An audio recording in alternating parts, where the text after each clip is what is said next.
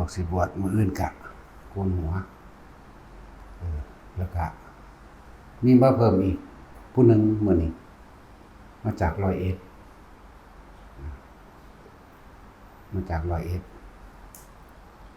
เป็น5เนาะสำหรับพวกสิบวชโกนหัวเลยมื้ออื่นพรุ่งนี้ tomorrow ให้ตัดหัวออกซะหมดรวมแล้วที่อยู่เก่า4เป็น5บัดแต่ว่ามันสิมาตามนัดบ่ทันแหละ บอกมันแล้วว่าคือมื้ออื่นนี่มาเลยอยู่101นึงดอกขี่รถมาโลดผู้ใดสิเป็นร่วมส่งเสริมสนับสนุนหรือเป็นเจ้าภาพบวชละเป็นมาโลดโอนมาโลดตามกำลังของเองล่ะ บ่ได้บังคับตามกำลังศรัทธาความบริสุทธิ์ใจบ่หวังสิ่งใดตอบแทนบาทนึง2 บาท5 บาท10 บาทได้ทั้งเบิดนะล้านก็เอาสั่นยากอยู่ดอกสิหาคนบวชนะมีพระอยู่245,000 กว่ารูปนึง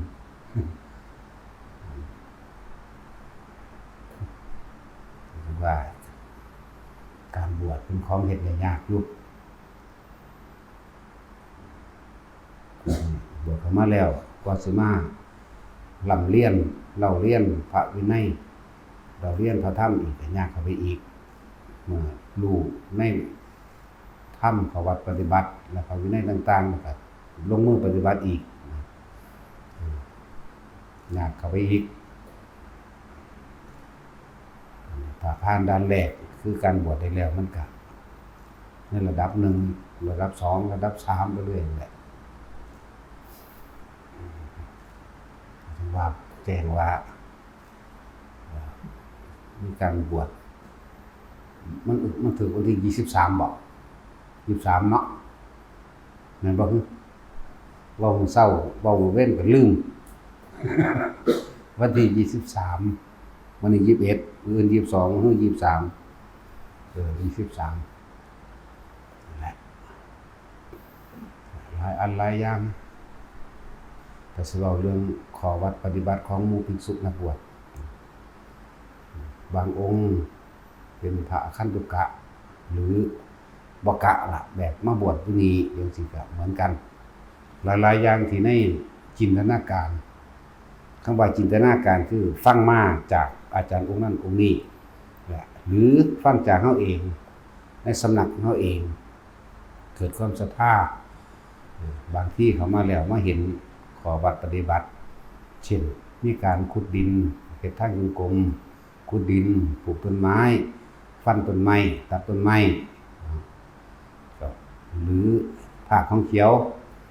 บางคนก็รู้สึกว่าอยู่ยากเพราะว่าหยังอยู่ยากเพราะว่าจินตนาการในการจับผิดเขาเพราะว่าบ่เข้าใจคำว่าจิตเจตนาในการกระทำตัวกรรมจริงๆเป็นตัวจิตเจตนาตัวที่มันมีผลจริงๆนะบางคือเฮาก็เจอประจำอยู่แล้วแหละหลงเสียงเลงมา 3-4 พรรษามาเดี๋ยวมาฮอดก็มาตำหนิเฮาเว้าให้เฮาว่าจับเงินและทองมั่งว่าขุดดินฟันไม้มั่งภาคของเขียวมั่งเว้าคำหยาบคำบ่ม่วนมั่งแต่ว่าก่อนมานั่นน่ะมันบ่ฟังบ่กูด่าโคตรพ่อโคตรแม่อยู่แล้วแม่เนาะกูด่าแล้วก็อีแตกหมาอยู่แล้วแม่ สั่นแล้วแต่ว่าเลยว่า ที่เฮาเห็นจับเงินและทองเฮาก็บ่ได้จับเป็นเจ้าของมันเฮาเอาไว้สงเคราะห์โลกหรือในหมู่สงฆ์หมู่คณะจังซี่บ่ได้ถือเป็นสมบัติของตนนี่ก็อย่างนึงของใดว่าเอาเงินสร้างของใดว่าเงินเติมน้ำมันเด้อเห็นบ่ล่ะอันผู้มาตำหนิเฮาเที่ยวนั้นมากก็คือกันนั่นแหละบัดสิไปก็ถ้าอาจารย์สิสงเคราะห์ผมก็โอนเข้าบัญชีผมโลดเด้อแต่ว่าให้ผมจับเงินผมบ่จับเด้ผมใส่โทรศัพท์โอนเอาว่าซั่นโอ โอ้ยอีแม่มึงเอ้ยก็คือเก่าตัวบักหามึงมากก็สร้างแต่ปัญหาอีกแต่ขณะนั้นเฮาก็ให้โอกาสตลอดเด้ตัวมันเล่าร้อนกังวลนั่นน่ะคือตัวใดตัวจิตเจตนาตัวคิดตำหนิเขาตัวตำหนิความหลังความนี่โอ้ว่าถูกต้องตรงตามพระวินัยบ่ขุดดินฟันไม้มึงสิเอาทั้งเบิดบ่มเป็นแสนๆพุ่นเด้ก็สิเว้าเรื่องนั้นพระวินัยนั่นน่ะบ่แม่นได้ซ้ำ227บ่แม่นได้ซ้ำมัน 3,250 ข้อโดยอเนกปริยายหาประมาณบ่ได้เป็นแสนพุ่นนั่นแหละเราเอาจิตเจตนาอย่างเช่นเฮาเฮ็ดทางกรมเฮาก็ต้องมีการขุดดินตักดินใส่เป็นธรรมดาล่ะเฮาบ่ได้เฮ็ดประดับประดาเพื่ออวดอ้างอันใดมีต่างหากอันนึงบางทีต้นไม้มันล้มมันขวางเฮาสามารถตัดเอาเองออกเองได้มันแต่เทียบไปภูอยู่ป่าเบิ่งดูอาจสิมีกระต๊อบเล็กๆอันนึงหรืออยู่ในถ้ำก็สร้างต้นไม้ล้มทับปากถ้ำหรือต้นไม้ล้มทับกุฏิเจ้าของเองไผสิตัดให้แต่บ่ตัดเองสั่นแหละบ่ได้มีเจตนาในการที่สิทำเพื่อประดับประดามันคนละอย่างกันเด้เฮ็ดเพื่อประกอบอาชีพเฮ็ดเพื่อประดับประดาเฮ็ดเพื่อ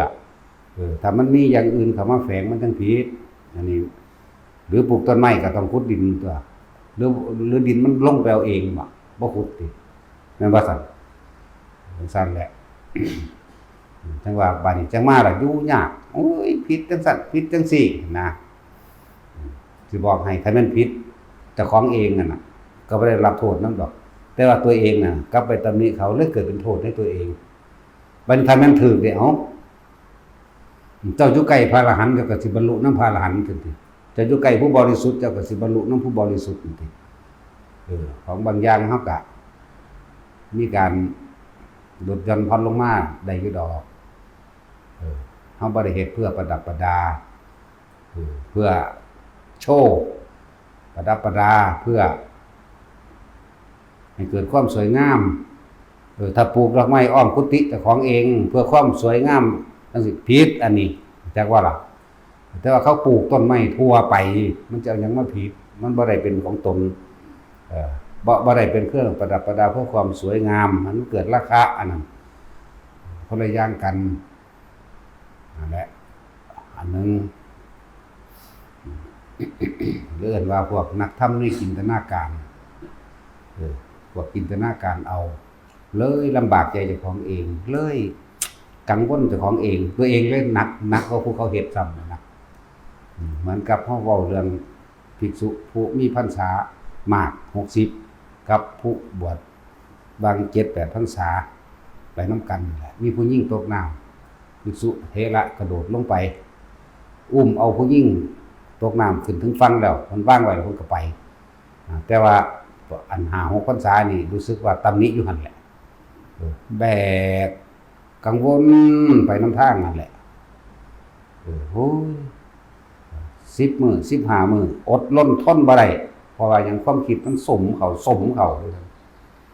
ก็เลยไปถามว่าผมกับท่านบ่อาจสามารถสิร่วมทางเดียวกันได้ผมบ่อาจสามารถสิทำสังฆกรรมกับท่านได้เพราะว่าท่านนั่นน่ะเป็นสังฆาทิเศษจับผู้หญิงหนักจังซี่ล่ะเพิ่นคันว่าจับยามใดกันเอามื้อนั้นเด้มื้อตกน้ำเอ้าผมลืมล่ะนะวันนี้เพิ่นก็แสดงเรื่องกษัตริย์คำว่าเมตตานี่เมตตาแบบใด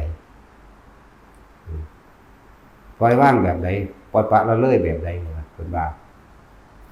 อันนี้ก็เว้าให้ฟังแล้วแต่ไผสิเฮ็ดเอาบ่เฮ็ดเอานะ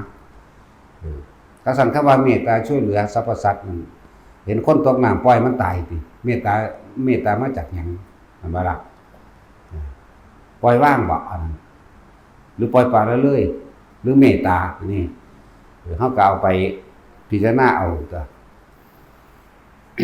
ผู้นั้นแบกนักกังวลร้อนตกนรกอยู่จังซั่นจักว่าตกนรกความร้อนกังวลกระวนกระวายอยู่บ่ได้ร้อนร้นอึดอัดโดยความคิดนึกปรุงแต่งเข้ามาคือไปจับผิดเพิ่นเรียกว่าจับผิดผู้เป็นเถระนั่น60นั่นแหละอยู่บ่ได้จนว่าขอแยกทาง ว่าเพิ่นบ่สังกกรรมนำกันได้นี่ก่อนสิเพิ่นสิตอบว่าผมลืมไปแล้วนั่นผู้60นี่นะ60ผ่านศาลว่าผมลืมไปแล้วเด้เพิ่นบ่ได้เล่าร้อนเพิ่นบ่ได้กังวลกระวนกระวายและเจตนาของเพิ่นที่ไปจับผู้หญิงขึ้นมาเพิ่นช่วยเหลือเพิ่นเมตตาเพิ่นกรุณาแล้วเพิ่นก็บ่มีการไปจับแตะต้องด้วยความยินดีหรือด้วยความกำหนัดที่อยากจะแตะเข้าใจบ่ล่ะปลูกต้นไม้ก็คือกันบ่ได้กำหนัดบ่ได้ยินดีบ่ได้เป็นทำเป็นเครื่องประดับประดาหรือทำเพื่อการพาณิชย์ในการค้าขายแลกเปลี่ยนมื้อนี้มันบ่มีฟังดีๆพวกกันตำหนินะตัวเองเล่าร้อนกระวนกระวายอยู่เฉพาะเจ้าของเท่านั้นแหละคอยเดินหน้าเนาะเห็นป่ะนั่นเรื่องว่าพวกนักทำนี่จินตนาการพอตะของบ่แตกฉานอีกได้บัดนี้จังซั่นเลยว่าพวกที่มาอยู่ตำหนิจังซั่นจังซี่มันอยู่ยากก็จะอยู่ตัวเนาะแม่นบ่โอ้ยอยู่ยากพวกนี้อาบัติพวกนี้เป็นแบบนั้นแบบนี้แต่จะอยู่ตัวนะอันนี้อยู่บักโรนรถจังซั่นแล้วว่าสิไปคันว่าขอเงินค่ารถอยู่อ้าวคือไหนบอกว่าบ่จับบอกว่าผมบ่จับแต่ว่าผมใช้โทรศัพท์โอนเอาซั่นอีหยังดิจิทัลวอลเล็ตบ่ได้โอ้ยคือเก่าแล้วบักหามึงก็เงินก็เป็นของมึงแน่ของเฮาบ่มีเจ้าของเด้ของเฮาใช้เพื่อสงเคราะห์บอกอธิบายฟังเดี๋ยวสิว่า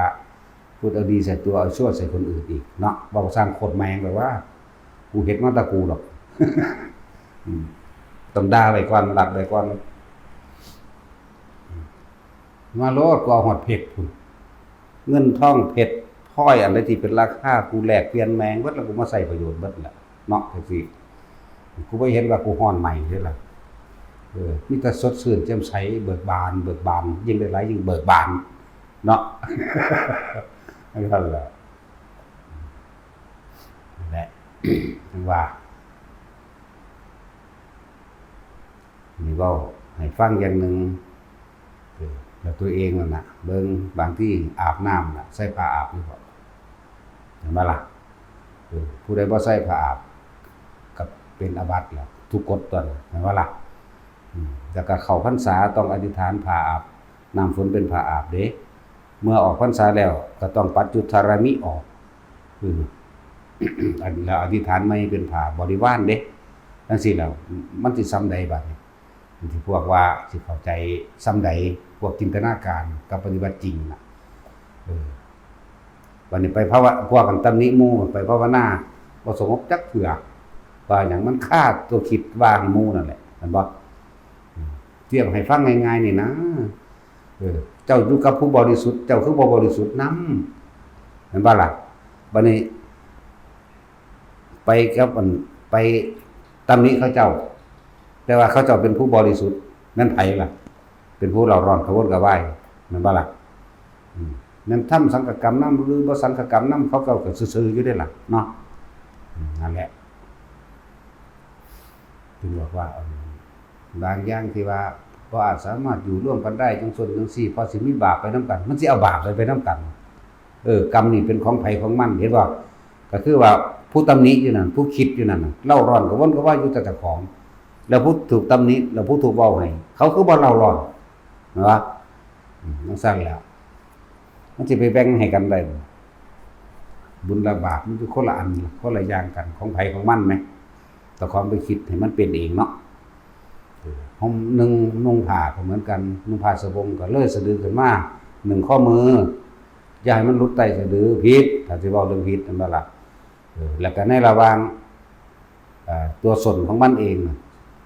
ส่วนสบงน่ะให้อยู่ระหว่างครึ่งแข้ง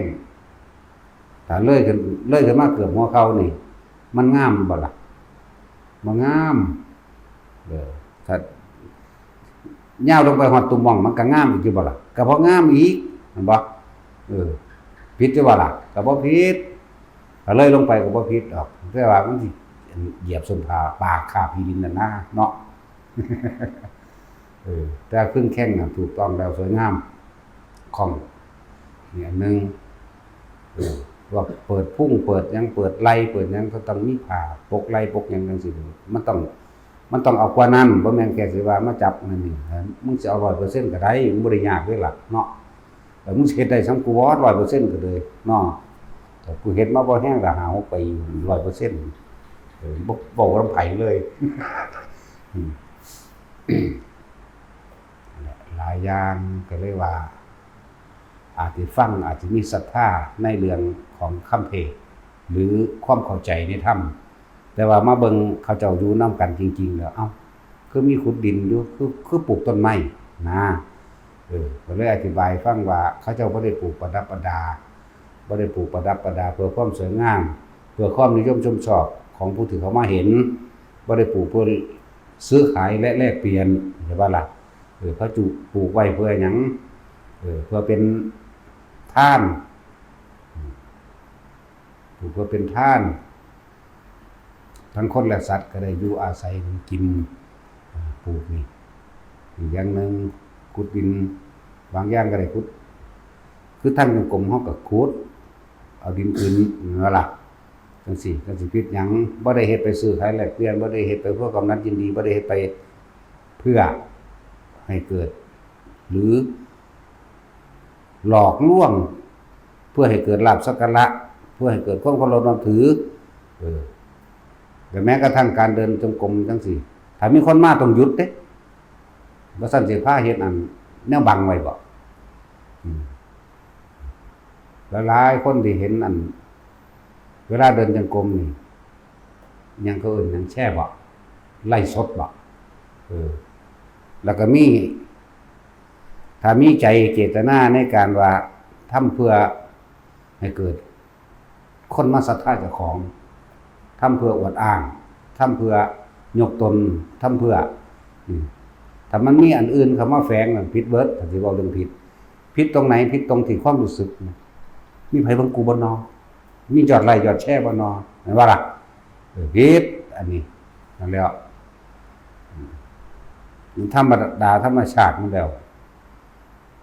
ถ้ามีคนมาปุ๊บเขาจะเลิกเลยเด้เฮ็ดคือบ่เฮ็ดหยังเฉยนะเขาจะบ่ได้ให้ไปอวดอ้างเพื่อให้เกิดลาภสักการะเพื่อให้เรียกแข้งเรียกขาเรียกว่าล่ะจังซั่นหลายคนที่เห็นนั่นอยู่แต่เฮ็ดเป็นตัวอย่างโดยบ่ได้มีนี่แหละเรียนนะเฮ็ดเป็นตัวอย่างเป็นแบบอย่างซื่อแล้วก็บ่เฮ็ดดูดอกจังซี่นะหมายถึงเดินจงกรมหรือนั่งสมาธิให้เบิ่งหรือเป็นบางอย่างแค่ทำกิจกรรมร่วมกันซื่อๆถ้าการปฏิบัติตัวเองจริงๆแล้วก็จะก็แอบของไผของมันเฮ็ดอยู่ไผของมันถ้ามีคนเข้ามาปุ๊บก็จะสิหยุดก็จะสิเลิกบ่ได้เฮ็ดเพื่ออวดอ้างเพื่ออวดอ้างเพื่อให้เกิดลาภสักการะแล้วก็เพื่อหยังแน่ล่ะมันหลายอย่างอยู่จังซั่นล่ะบางที่บางคนไปทำทานนั่งสมาธิเฮ็ดหน้าสยิวอยากว่าล่ะเพื่อให้คนมาเชื่อว่าเจ้าของเป็นนั่นเป็นนี่นะจังซี่ผิดก็สิเว้าเรื่องผิดเจ้าผิดว่าเจ้ากังวลไผเบิ่งกูบ่นอคนสิเคารพกูบ่นอสิเกิดลาภสักการะกับกูบ่นอนั่นว่าล่ะนั่นแหละผิดมันผิดตรงนี้จังซั่นก็เห็นคนเฮาเศร้าโลดเด้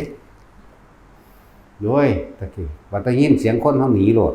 เฝ้าเก็บของอุรุงตุงนั่งหอบอุลุกุคักหนีโลดจังซั่นจ้ะหรือว่าอีหยังสิไปเฮ็ดแบบนั้นนะถ้าเว้าผิดก็ผิดตรงไหนผิดตรงใจที่คิดเพื่อสิแลกเปลี่ยนในลาภสักการะสิ่งใดสิ่งหนึ่งชื่อเสียงเข้าใจบ่ล่ะต้องลาภว่าทำให้เกิดลาภสักการะเกิดชื่อเสียงเรียกแข้งเรียกขาคารวะเอาใจประจบประแจงเข้าใจบ่ล่ะนี่ซั่นแล้วเพื่อดึงผู้อื่นมาเคารพนับถือตัวเองเพื่อยกตนข่มท่านหยังละหลายหยัง10พุ่นล่ะคือว่ามันผิดเด้อกับอีกหนึ่งอันตำหนิหมู่นั่นให้เลิกซะเพิ่นบ่ได้เป็นหยังได้ผู้ถูกตำหนิแต่ว่าผู้ตำหนิอยู่ในนี้มันเป็นเพราะว่ามันฆ่าตั้งแต่ไปจับผิดผู้นั้นจับผิดผู้นี้เนาะถึงเขาสิผิดจริงเจ้าของก็บ่ได้รับโทษนำดอกแต่ว่าตัวเองเสือกไปเอาโทษมันเองโทษเพราะว่าหยังโทษเพราะความคิดของไปปรุงไปแต่ง ไปนึกไปเปรียบไปเทียบอยู่ในตำรานะแต่มันมีทั้งอาบัติและอนาบัติแล้วก็มีความลดหย่อนพ้นโทษลงมากนั่นแหละเห็นไหมมันก็มีตัวข้อยกเว้นทั้งอาบัติและอนาบัติอยู่สั่นแหละต้องไปศึกษามันเข้าใจเพราะผู้จังสั่นน่ะฟังเพียงผิวเผินบ่ได้แตกฉานในวินัยพออ่านให้มันจบพนาในอริยวินัยเนาะเอาให้มันแหลกล่ามของโลดคล่องแคล่วเลยบ่ต้องเปิดพุ่นน่ะขนาดเฮาอ่านประจำเฮาก็ยังเปิดอยู่หามนั่นแหละแล้วเฮามาถือเอาตัวนี้แล้วถือเอาตัวบ่มีเจตนาแล้วแต่พวกเฮาบ่ทันได้เข้าใจเฮาก็ต้องฝึกต้องหัดต้องอ่านต้องทำความเข้าใจแตกฉานแล้วสามารถแก้อธิกรณ์หรือแก้ความสงสัยให้หมู่นำแก้ความสงสัยให้หมู่ได้บางคนก็มาตำหนิแล้วก็ไปเนาะเหมือนสั่นพูดถึงว่าผู้นั้นผู้บวชไม่ก็ตามนั้นผู้อาคันตุกะมากก็ตามนะนั้นเขาสิผิดเจ้าของบ่ได้รับโทษดอกนั้นเขาสิถูกเจ้าของก็บ่ได้รับคุณนำเขาดอกแต่ตัวเองต่างหากเป็นผู้สร้างโทษให้แก้ตัวเองคือการคิดตำหนิเขานะจับเงินและท่องจังสิไปเห็นแล้วบ่กูบ่ศรัทธานั่นบ่ล่ะแต่ว่ามันบ่เบิ่งลึกเข้าไปสมัยแต่ก่อนเพิ่นจับอยู่บ่เอาเรื่องของนางวิสาขาลืมเครื่องประดับประดาอันระดาซอยระดาเพิ่นนั่นแหละเห็นบ่ล่ะที่มีราคาถึง9 โกฏเพิ่นห้อยไว้หัวบันไดก่อนที่เข้าไปหาไปกราบพระอานนท์พระพุทธเจ้าอยู่ร่วมกันนั่งวิสาขานี่เอาเครื่องประดับของเพิ่นเองนั่นน่ะห้อยไว้หัวบันไดขึ้นไปกราบพระพุทธเจ้าบาดสิกลับแล้วลืมพระอานนท์เลยไปจับไปบอกพระพุทธเจ้าพระเจ้าเลยว่าไว้หั่นแหละวางไว้หั่นแหละเดี๋ยวมื้ออื่นจึงเอาไปขึ้นเขาไม่มากนั่งวิสาขามาพระอานนท์ก็เลยเอาไปขึ้นแต่ว่าคนมักท่านเนาะถึงนั่งวิสาขาแล้วเป็นคนที่เต็มใจในท่านอยู่แล้วอันใดที่ภิกษุสงฆ์จับต้องแล้วถือว่าเป็นของถวายบ่รับคืนก็เพิ่นสิเอาไปหยังพระแหมแม่นว่าล่ะบัดนี้ก็เลยประกาศหมายถึงเปลี่ยนเป็นทรัพย์สินอย่างอื่นคือเงินประกาศไผสิไปซื้อได้ราคา9 โกฏเนาะก็ผู้เดียวนี่ล่ะซื้อคืนบัดนี้เมื่อซื้อขึ้นแล้วแต่ว่าก็บ่เอาขึ้นแต่ว่าเอาแต่เงินให้ก็เลยเกิดกลายเป็นอันว่าเพิ่นเอาไปสร้างเอาเงินนี่ไปเป็นค่าจ้างแรงงานของพวกคนก่อสร้างทั้งหลายและซื้อไม้อุปกรณ์แปรรูปต่างๆเลยเป็นอาคารวิสาขารมาตาสร้างในราคา9 โกฏได้บ่ล่ะบัดหลายชั้นอยู่เด้ผู้ใดเป็นผู้ออกแบบมันจักว่าล่ะแหมพระเจ้าก็ก่อสร้างอยู่ล่ะพระโมคคัลลาเป็นผู้ออกแบบเพิ่นเอามาอาศัยปูนดาวดึงพุ่นซั่นแล้ว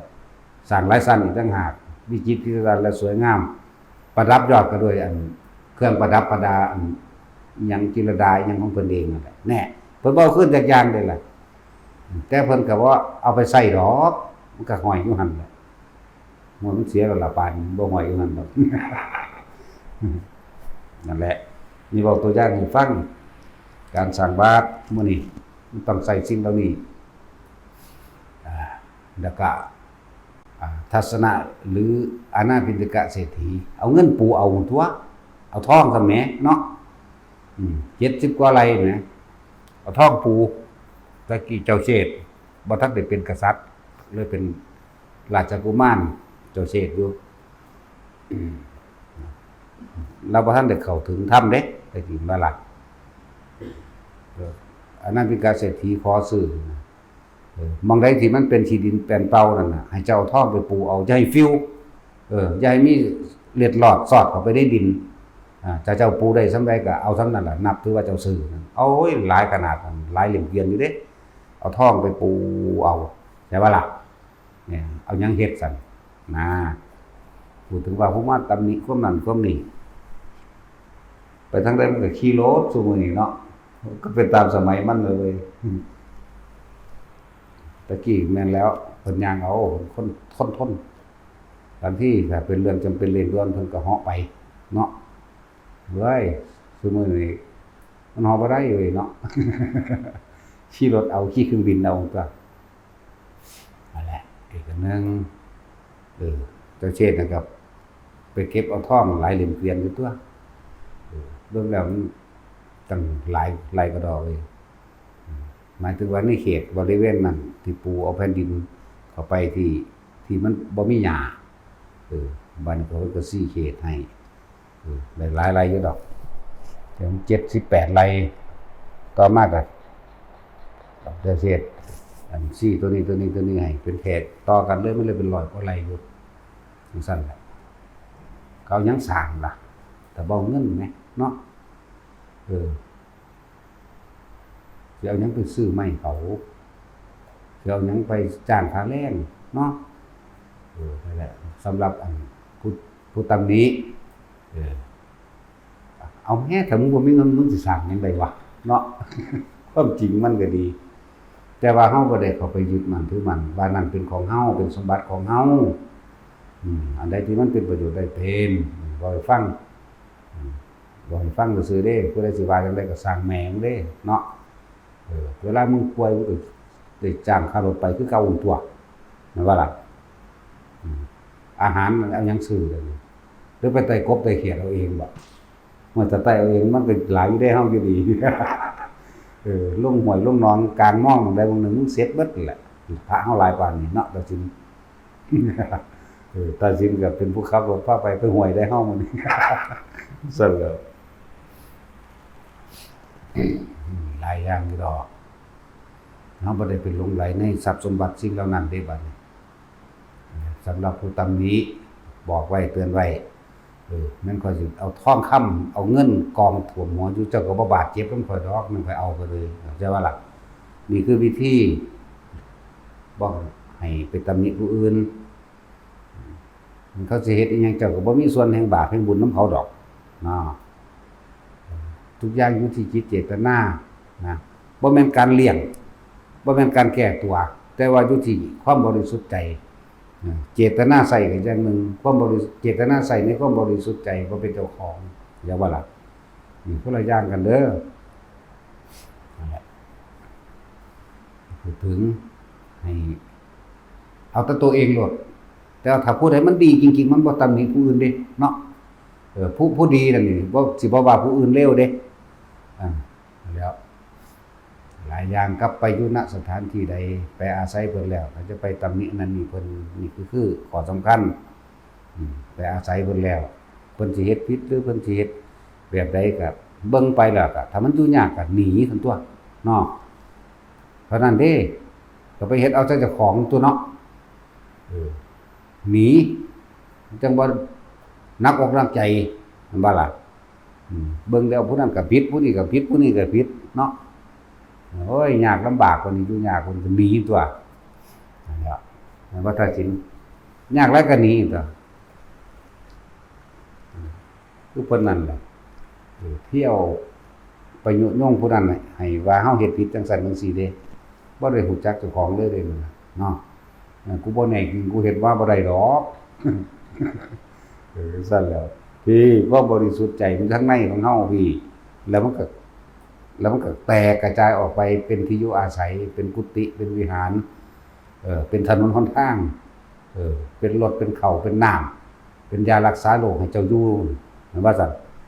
กินอยู่นอนอยู่กินนอนกินอยู่น้ำเขาคือตำหนิเขาจังได๋แต่ความคันคือว่าเอาสีเขามาเอาเองเนาะชัดเจนว่ามานำเพิ่นคือบ่หอบเสื้อหอบสากหอบหมอนคือบ่หอบกันมุ่งมาเอาเองมาอยู่นำเขากินอยู่ของเขาว่าของเขาไปตำหนิเขานั่นแหละให้ข้อคิดว่าการตำหนิติเตือนบุคคลผู้อื่นแม้คนนั้นจะผิดจริงก็ตามก็เป็นการก่อความกังวลเร่าร้อนเข้าสู่หัวใจตัวเองดีๆและทำให้ตัวเองเป็นบาปเป็นกรรมเฉพาะตนเองเด้บ่ล่ะพวกเขาอันนั่นเขาซื่อๆอยู่เด้เขา เขาบ่ได้ฮ้อนได้ฮ้อนน้ำเจ้าเด้แล้วก็แถมซ้ำไปคุยกับผู้นั้นองค์นั้นองค์นี้เอาไปมาเกิดกลายเป็นฮ้อนน้องสงฆ์แตกแยกอะไรว่าล่ะมันน้อมนำเข้าไปฮอดปุ่นก็ได้เลยหาฝักหาไฟได้บัดนี้หาผักหาพวกเกิดแตกแยกว่าล่ะนั่นคือบ่ถ้าจะของโลดกันนะหลายแบบนี้ดอกบางคนเฮาก็ถามมาแต่วัดใดแต่พรรษา5มั่ง4มั่ง7มั่ง8มั่งก็ว่าไปเป็นจังได๋อยู่ทางพุ่นปฏิบัติบ่ถูกนั่นเห็นว่าล่ะปฏิบัติบ่ถูกบ่ดีสอนผิดเด้ผมฟังอาจารย์แล้วผมรู้สึกศรัทธาถูกต้องใช่ว่าเด้เนาะหายากแบบนี้ว่าเด้แต่ก็ไปเว้าเรียกว่าไปเว้าให้สำนักเก่าๆอยู่แต่ของเคยมาจังว่าล่ะอาจารย์นั่นสอนผิดเว้าจังซั่นเฮ็ดจังซี่บ่ดีจับเงินแลกทองขุดดินฟันไม้นี่ก็สั่นมึงอยู่กับกูเวลามึงหนีมึงก็ว่ากูบ่ดีคือเก่านั่นแหละเห็นบ่ล่ะฉะนั้นมึงไม่ต้องอยู่ไปเลยง่ายวะแต่ตำหนิผู้อื่นมาบอกเฮาฟังมันก็ตำหนิเฮาคือเก่านั่นแหละคือธรรมะทั้งเบิดที่ฟังได้ยินมันมีแต่น้อมใส่เจ้าของเด้บ่แม่นเป็นน้อมใส่ผู้อื่นนั่นล่ะคือกันแล้วก็พวกอ่านหนังสือมาแล้วเอาไปถากไปถางผู้อื่นไปแซะคนนั้นไปแซะคนนี้เนาะโดยเฉพาะพวกบ่บวชบ่ล่ะบัดนี้ก็พวกมหาได้พอท่อนั้นพอท่อนี้พวกหมาค่อยแซะผู้นั้นค่อยแซะผู้นี้นะบ่ได้เข้าใจบ่ได้เข้าถึงรสแห่งธรรมจริงๆดอกรสแห่งธรรมรสแห่งประสบการณ์รสแห่งความจริงสิบุกบั่นเข้าไปสู่ป่าสู่ดงสิได้เห็นนันทิสิได้เห็นความเล่าร้อนและกังวลของตัวของเองสิได้เห็นราคะของตัวเองสิเห็นอกุศลของตัวเองบ่เห็นถ้าบ่ไปลองไปเบิ่งเด้อไปอยู่ในผู้เดียวกล้าก็เพราะความคิดกลัวก็เพราะความคิดวิตกกังวลก็เพราะความคิดบัดนี้ถ้าเขาไปอยู่ป่าล่ะเฮ็ดจังได๋มันสิพึ่งตนเองแบบใดเนาะจังซั่นล่ะบ่มีประสบการณ์อีหยังดอกบ่ได้ทำจริงดอกได้แต่ทำจำถ้าว่าให้หมู่ก็ถือว่าดีอยู่ในระดับหนึ่งนะเป็นผู้ทรงจำแล้วก็สามารถเอาความทรงจำเหล่านั้นไปบอกสอนได้อยู่แต่ว่าให้อ่านตำราและอาจารย์เอาเข้าใจบ่ล่ะบ่แม่นเอาไปตัวเองไปเป็นอาจารย์โดยเอาตำราเพื่อจะไปถามผู้อื่นเด้คือพระอานนท์เวลาเพิ่นสอนมีแต่ว่าข้าพเจ้าได้ยินได้ฟังอย่างนี้เห็นบ่ล่ะเอวเมสุตังเอกังสัมยังภควาโลดสมัยหนึ่งพระพุทธเจ้าประทับอยู่ที่เชตวันมหาวิหารก็ว่าไปที่ป่าอิสิปัตนะมะฤกทายวันข้าพเจ้าได้ยินมาอย่างนี้พระศาสดาทรงตรัสว่าดูก่อนภิกษุทั้งหลายนี่เพิ่นจะเอาตัวนี้เห็นบ่ล่ะแล้วคนซุมื้อเนี่ยตักบ่บวชหรอกทำอย่างนั้นผิดนะหรือเด็กผิดแม่มึงบอกมึงยังเซิ่งกันอยู่สอนแล้วก็ไปเซิ่งกันเว้ยนั่นสั่นแล้วนี่เราเห็นว่ากูบอกว่าได้มวลเด้เนาะแต่ว่าบริสุทธิ์เนาะแต่จริงพอบ่มวลเด้แต่ว่าละเอียดบริสุทธิ์เดียงสาอินโนเซนต์นั่นสั่นแล้ว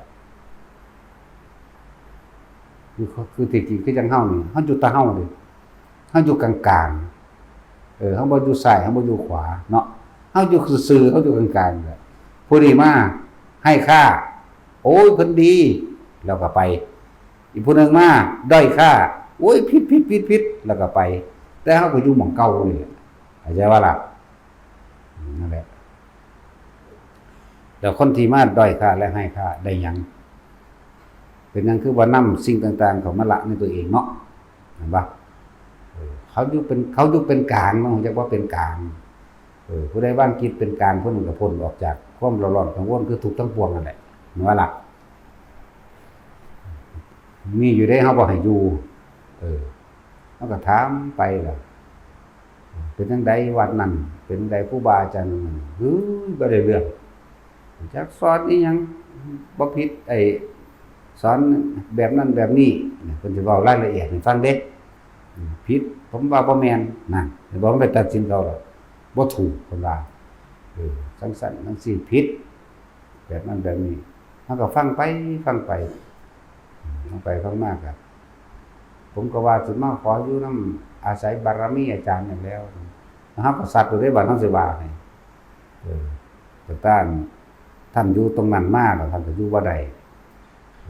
แต่ก็ว่าเวลาท่านเคยคิดแบบนี้บ่เด้อเดี๋ยวสิให้หยังคติตัวอย่างเดี๋ยวสิให้ขอคิดเด้อเมื่อไปอยู่ตรงไหนจะไปตำหนิติเตือนเขาเจ้าเฮาไปอยู่พึ่งพาเขาเจ้าอาศัยเป็นหม่องภาวนานะเป็นไปตำหนิคือเตือนเขาเจ้าว่าเป็นแบบนี้แบบนี้ถึงเขาเจ้าสิผิดจริงเฮาก็บ่มีส่วนดอกแม้เขาเจ้าสิถูกเฮาก็บ่มีส่วนเหมือนกัน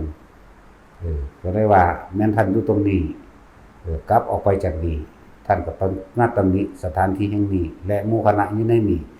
ครูบาอาจารย์อยู่ในนี้ก็ได้ว่าผมบ่รับเด้อแบบนี้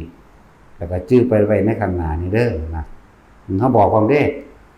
จำเอาเด้อไปอยู่มาได้ก็สร้างจะไปหานำความเก่าความหลังหรือความบ่ดี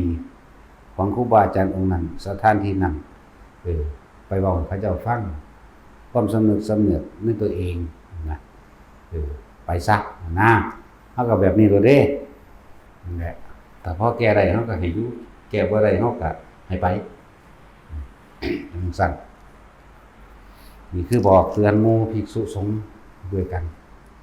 ไปอยู่หม้องใดก็เคารพในสถานที่นั้นแล้วก็ทำตามกิจกรรมในสถานที่นั้นข้อวัดปฏิบัติในสถานที่นั้นเขาเจ้าฝึกหัดแบบใดปฏิบัติแบบใดบัดข้อวัดปฏิบัติแบบใดทำบัดกี่โมงทำบัดเช้าบ่ทำบัดเย็นบ่บิณฑบาตฉันแบบใดต้องเฮ็ดนำเขาเจ้าแม่นบ่ล่ะบ่แม่นไปฝืนเขาเจ้าแต่จะเฮ็ดโดยลำพังตนเองก็อยู่ผู้เดียวเนาะมันจังบ่ได้ตำหนิไผตำหนิตัวเองแหละคนจังซั่นบ่ตำหนิตัวเอง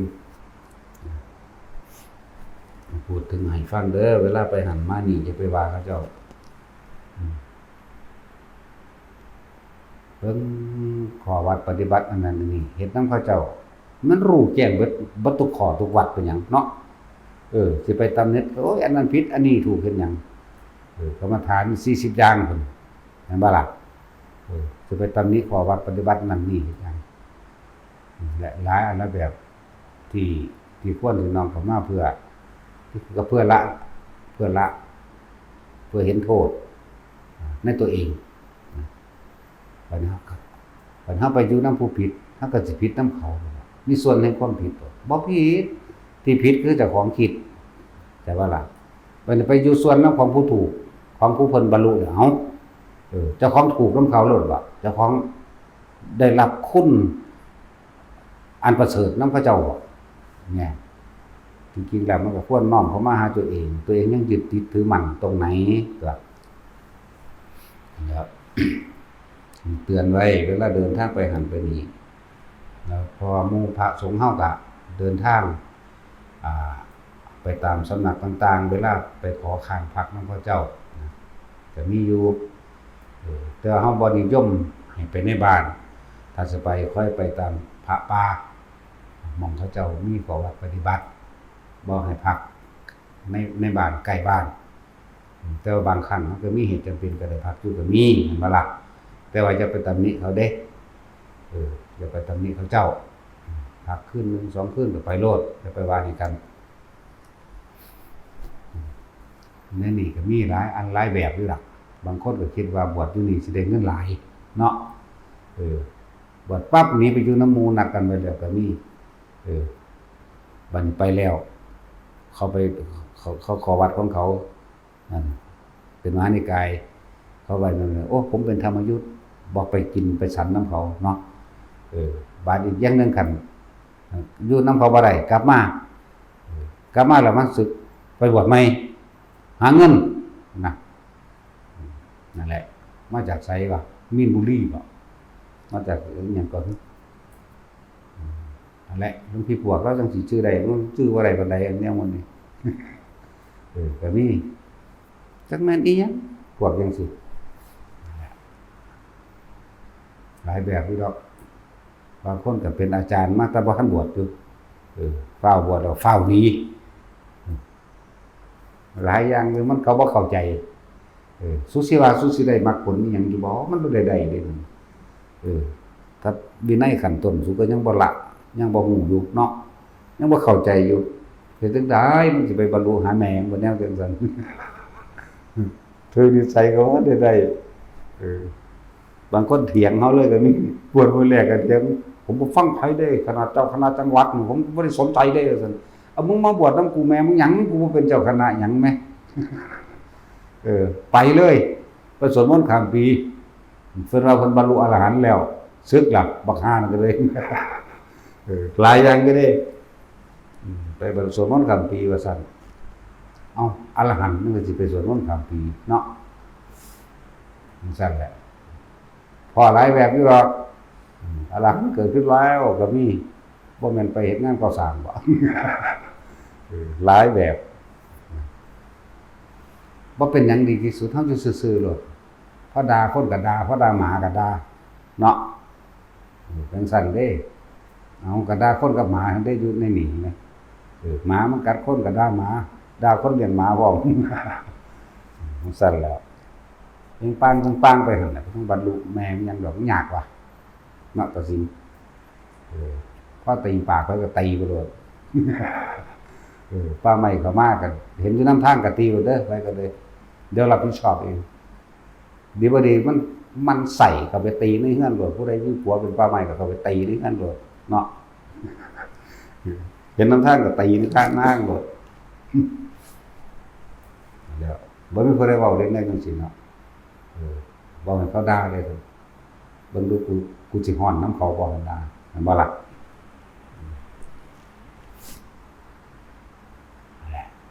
เตือนหมู่ภิกษุสงฆ์สามเณรทั้งหลายที่เที่ยวไปตามจาริกเที่ยวไปตามป่าตามเขาหรือบางที่ก็มีการเข้าในบ้านอยู่บางที่ฝนตกลมตกอาศัยวัดบ้านนำเขาจะไปอยู่ซื่อๆจะไปตำหนิเขาเฮ็ดอีหยังก็เป็นเรื่องของเขาตัวกรรมก็เป็นของเขาเองตัวเองสิไปแย่งบาปมาจากเขาเฮ็ดหยังเนาะก็บ่ได้แปลว่าเขาผิดเด้แปลว่าตัวเองนั่นน่ะไปแย่งบาปโดยตอนทั้งตัวเองแปลว่าตัวเองนั่นแหละเป็นผู้ไปตำหนิเขาแล้วตัวเองก็เล่าร้อนเอาเองเด้เขาเจ้าบ่ได้เป็นหยังเด้เนาะแต่ว่าล่ะหลายแบบที่มาก็สร้างประโยชน์หยังหาแต่เรื่องผู้จังซั่นคือบ่ดีไปยุยงให้พระสงฆ์องค์เจ้าเขาแตกกันเด้นั่นแหละจะหาเหตุเจ้าของมันโอ้ยแต่เจ้าของบ่ทันดีคือไปตำหนิมันยังบักฆ่าขวางเลยสัวซ่านน้ำบักเขือปานนี้เนาะ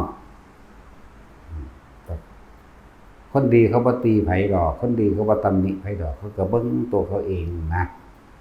เตือนภิกษุสงฆ์ทั้งหลายไปทั้งใดอย่าไปว่านั่นอันนี้เขารับโทษแต่ของก็สิเป็นโทษของเขาอยู่บ่เขารับบุญเขารับคุณเขาประเสริฐแต่ของก็บ่เห็นว่าสิประเสริฐของเขาเนาะนี่หมายถึงน้อมเข้ามาสู่ตนเฮากำลังยึดมั่นถือมั่นในอันใดสมัยตะโบราณตะกี้สมัยพุทธเจ้ามีชีวิตอยู่ก็มีได้ล่ะพาไปขอศึกโอ้ยพระวินัยหลายโพดขอปฏิบัติหลายโพดผมอยู่บ่ได้ผมเฮ็ดบ่ได้ดอกนั่นเอาถ้ามันยากแล้วก็รักษาความคิดเจ้าของตัวเดียวรักษาใจตัวเดียวอย่าเอาความคิดออกจากลมหายใจเด้อถ้าสักนิดผมพอเฮ็ดได้อยู่แน่นั่นแล้วมันบ่คิดอีหยังมันอยู่กับลมหายใจทรงชาติด้วยอานาปานสมาธิจิตมันตั้งมั่นว่าล่ะมันก็สิไปเฮ็ดผิดเฮ็ดถูกกับไผอยู่ไปแล้วมันก็รู้นั่นนี่ก็ว่าเพิ่นก็บรรลุของเพิ่นนี่ล่ะบรรลุแล้วก็โอ้โหมันเป็นจังซี่แน่ว่าหลายแบบคือพระไม้กวาดนั่นแหละเพิ่นว่าเพิ่นขยันกวาดฮอดกลางคืนบ่จักหลับจักนอน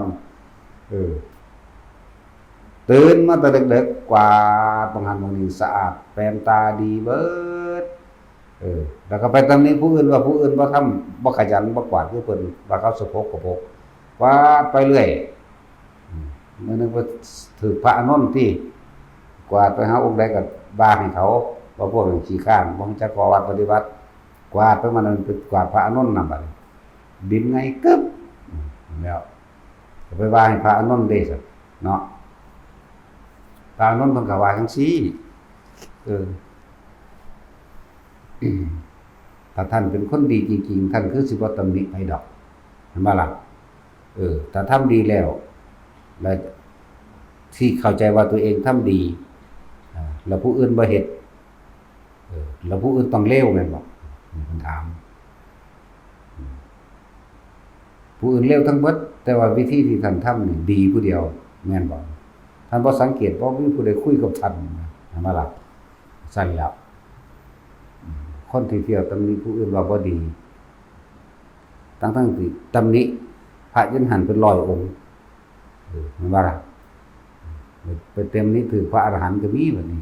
ว่าเพิ่นบ่เฮ็ดหยังแล้วไปถือ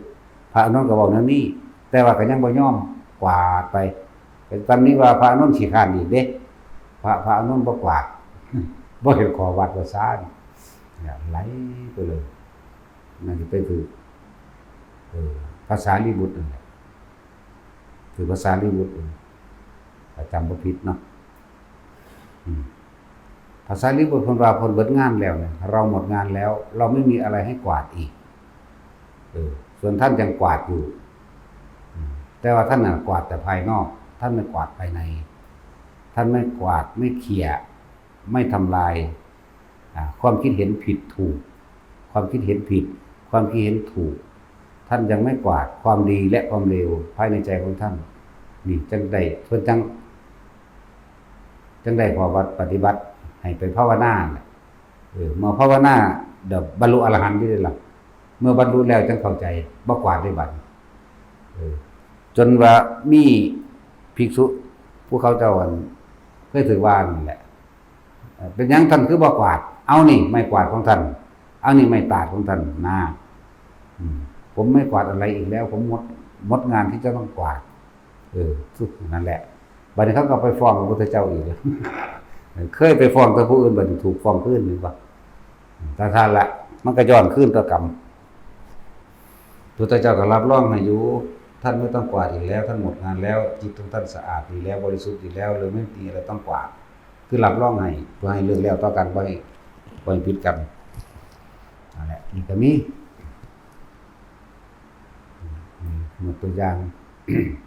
พวกภิกษุฉัพพคีทะเลาะกันเกี่ยวกับผู้หนึ่งเป็นวินัยผู้หนึ่งนั่นแหละทะเลาะกันมันสิก็มีจนพระเจ้าตรงนี้ไปอยู่ป่าไร่เนาะมันสิก็มีเพราะว่าอย่างพอบ่ฟังความพระเจ้าคือถือเอาความถูกของไผของมันเมื่อตั้งไฟตั้งถูกมันก็ผิดกันทันตัวท่านก็ผิดเรื่องคอรอกระแลในห้องน้ำนึงเด้ตะกี้มันก็ใส่กระบอกไม้ไผ่คือว่านี่แหละไปใส่ห้องน้ำรวมกันได้ตำหนิกันสั่นตำหนิกันว่าผู้นั้นผิดผู้นี้ถูกว่าผู้นี้ก็เป็นผู้เลิศในทางวินัยว่าผู้นี้ก็เป็นผู้เลิศในทางปฏิบัติผู้นี้เป็นอาจารย์ไผอาจารย์มั่นคือกันแต่ว่าทะเลาะกันเป็นสองฝ่ายหมดล่ะพุทธเจ้านึกหนีอยู่ต่อไปต่อมาบ่มีผู้ใดใส่บาตรให้กินติเลยต้องไปขอขมาพระพุทธเจ้าก็จังสอนให้ว่างตรงนี้ออกนะถ้าท่านดีแล้วพวกท่านทั้งหลายยังไปตำหนิผู้อื่นแล้วท่านคิดว่าท่านดีหรือคนที่ยังตำหนิบุคคลผู้อื่นอยู่ก็ใช่ว่าบุคคลผู้นั้นจะเป็นคนดีคนดีต้องไม่ตำหนิใครเพิ่นจังสั่งสอนแสดงทางไปว่าพากันปฏิบัติก็บรรลุแหละอันนี้สำหรับหมู่ภิกษุสงฆ์เด้อไปทางใดอย่าไปหาว่าให้เขาเจ้าแต่แน่จริงก็สร้างวัดให้มันได้คือเขาเจ้าแต่เขาเจ้าบ่แน่เขาเจ้าบ่อยู่ได้โดนปานนั้นดอกนะว่านี่ก็อย่างนึงนะถือว่าอย่างนึงเอาไปคิดถือหน้าเอาบ่ให้ติดหยังที่ว่ามันคือบ่ให้ติดหยังอยู่นำเพิ่นได้รับความสะดวกสบายสัพพยะต่างๆก็โมทนาสาธุกับเพิ่นแล้วไปถ้ามันไปก็ดีบ่แม่นไป ไปวัดนี้ไปนินทาวัดนี้ให้วัดนั้นฟังอาจารย์นั้นฟังหลังจากอาจารย์นั้นก็เว้านินทาให้อาจารย์นั้นวัดนั้นให้อาจารย์อีกองค์หนึ่งฟังตัวเองได้บ่มีหม่องอยู่เรียกว่านั่นแหละบ่มีหม่องอยู่ได้มันไปทางใดเขาก็บ่อยากต้อนรับโดยสถานที่อยู่จริงๆเลยและสถานที่จริงแห่งความเป็นอยู่ก็คือบ่ฮู้จักอยู่ในกายเจ้าของเองบ่รู้จักสติปัฏฐาน4เพราะว่ามันเกี่ยวตรงนี้ตั้งแต่บุคคลผู้อื่นเนาะเห็นบ่ล่ะภายนอกก็อยู่บ่เป็นภายในก็อยู่บ่เป็นนั่นว่านั่นแหละบอกฟังไว้เด้อผู้ใดมาตำหนินั่นนี่มันยากกว่านั้นก็อย่ามาเนาะมันยากกว่านั้นก็อย่าอยู่ลำบากซั่นบอกให้ก็อยู่หม้องใดอยู่ลำบากก็จะอยู่ซั่นถ้ามันนั่นมีการไปคุยจับกลุ่มนินทาเกิดความแตกแยกระวังดีๆเด้นี่มันมีฮอดอันนั้นเป็นกรรมเฮ็ดพระที่เขามีศรัทธารังแกข่มเหงบังคับจนเขาเจ้าสึกไป 6-7 องค์ธรรมดาเด้ไปนั่นนี่กรรมเด้อันนั้นน่ะนั่นแล้วอยู่มาได้ก็อยู่ยากมันสิคิดว่าเฮาบ่รู้นะเฮาปล่อยแล้วแต่ทุกสิ่งทุกอย่างตัวเองทำเองนั่นบ่ล่ะนั่นซั่นแล้วพวกนั้นก็ค่อยตามไปนำก็เยอะแยะเด้แต่ว่าอย่างว่านั่นแหละบุญบวกนี่ยังมีอยู่เลยบ่ได้ไปมีการจะเอารถมาหับกันพร้อมเด้เนาะเพิ่นว่าเฮาบ่ฮู้ติเพราะว่าเฮาบ่มีญาณพาหนะว่าบ่มีญาณมั่งว่าอ่านมาสอนมั่งโอ้ยภาษาสำนั้นมันสิเสี่ยวอีหยังกับกูเด้แต่กูบ่ทันได้บวชกูก็ยังฮู้กว่านั้นอีกเนาะบวชแล้วกูเลยบ่ฮู้มันแม่นตัวเนาะตัดสินแต่ว่าถ้าท่านได้บวชเนี่ยบ้าอุ้ยฮู้หมดเนาะบวชแล้วบ่ฮู้จักหยังเลยหามึงนี่บ่มีญาณสั่นล่ะพวกเขาตั้งใจ6 องค์ 7 องค์ซึกมันมีที่ก็เกือบไปไปนั่นสิล่ะบังคับหมู่นั่นล่ะอนันตกรรมชื่อไว้คนทั้งในสิฮู้เป็นจังซั่นแหละมันบ่ได้กินยานำมันบ่ได้กินยานำเด้บอกหมู่ว่าผมเป็นพระธาตุนั่นโอ้ยตายละผมเป็นพระธาตุเด้ใส่พระเถระผู้มีพรรษามากกว่าบีบหัวให้บีบขาให้บังคับเขาสารพัดนั่นแหละเพราะเขามันหลงคักหลงแน่แนวจังซั่นมันอยู่น้ำเพิ่นก็เดือดร้อนเนาะซั่นล่ะเตือนพระภิกษุสงฆ์ด้วยกันศึกษาพระวินัยให้แตกฉานอย่าเข้าใจว่าตัวเองรู้แตกฉานขนาดนั้นแต่เขาเจ้าบ่ภูมิจิตภูมิธรรมหรือบ่แน่จริงมันบ่อยู่บ่ได้ปานนี้แล้วมันก็สร้างหยังบ่ได้ปานนี้มันบ่มีเจ้าเวทมันบ่มีมัญญามันบ่ทำเพื่อแลกสิ่งใดบ่ได้แลกยาบุญสรรเสริญบ่ได้เข้าไปประจบประแจงอังคารวาสอีหยังเขาเฮ็ดตามธรรมเขาเฮ็ดตามวินัยของเขาเองมันก็อยู่ได้นั่นตัวเนาะแต่คำว่าบรรลุสำหรับเฮาบ่มีอยู่แล้วบ่บรรลุหยังเมียยังได้อีกอยู่จัก1,800,000 คนนั่นว่าตัดสินเอาว่าเจ้าหยุดเจ้าอย่าเอาว่าได้ได้อีก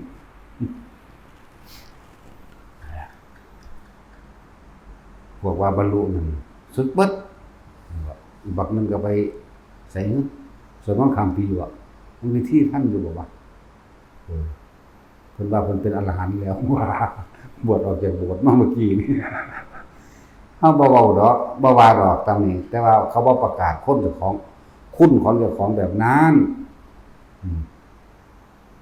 เจ้าคณะคนนั้นองค์นั้นองค์นี้หรือมันอวดหรือธรรมดาเด้ขนาดหลวงปู่องค์นั้นหลวงตาองค์นี้ผมยังเถียงอยู่ซั่น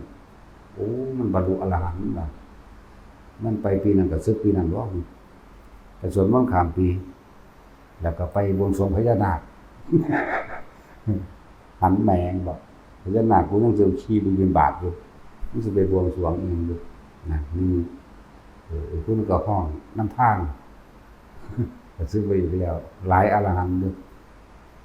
ตอนนี้ว่ามันดูสีทัญญาหรือใช้หมดแล้วถึงใส่แล้วนี่บอกเตือน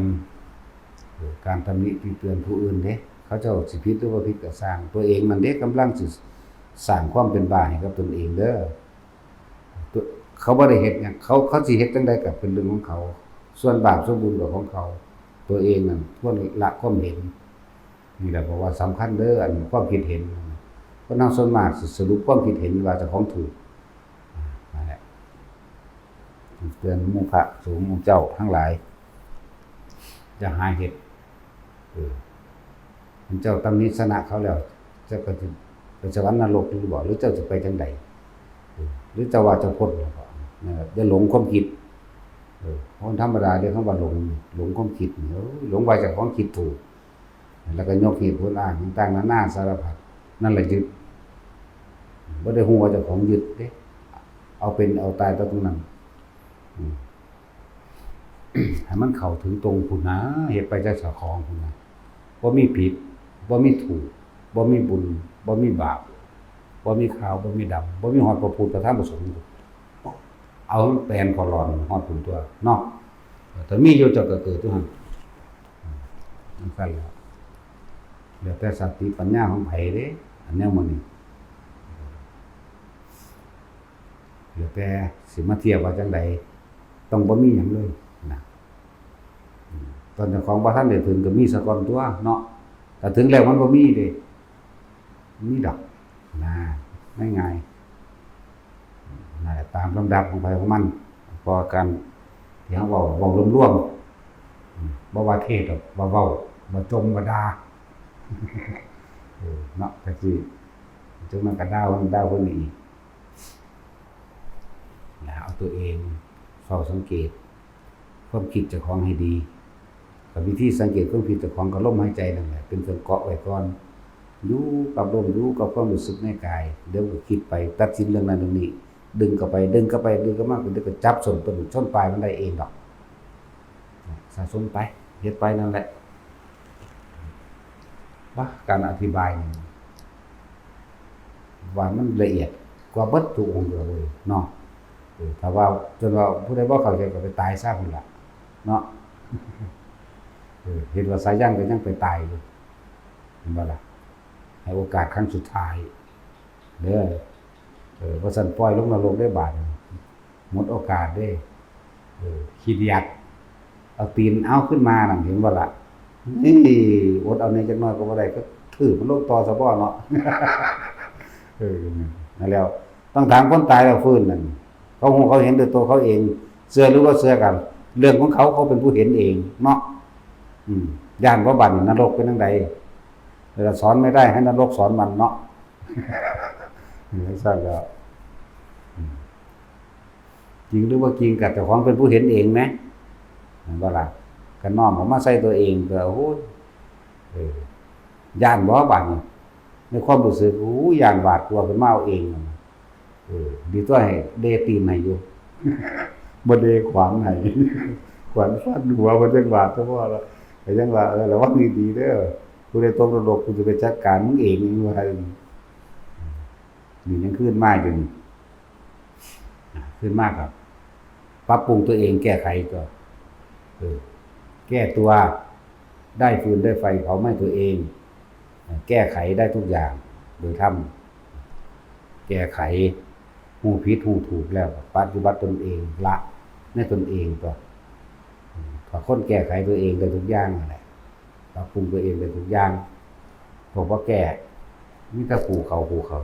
นักเข้าว่าจังซั่นไผเตือนบ่ฟัง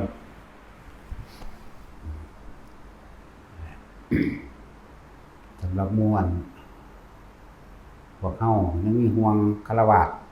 ยังมีขอบมีขั้วอยู่ก็ฝึกไปใจมันขาดเด้แต่ละมื้อคนที่ฝึกไปแล้วก็เข้าใจดีอยู่ดอกมีช่วงระยะเวลาเดินจงกรมก็เดินไปนั่งสมาธิก็นั่งไปแต่ที่สำคัญคือสติกับลมหายใจสติกับความรู้สึกตัว เออระลึกถึงความรู้สึกตัวในเองในกายของเองดูหน้าผากมั่งหัวมั่งหน้าอกมั่ง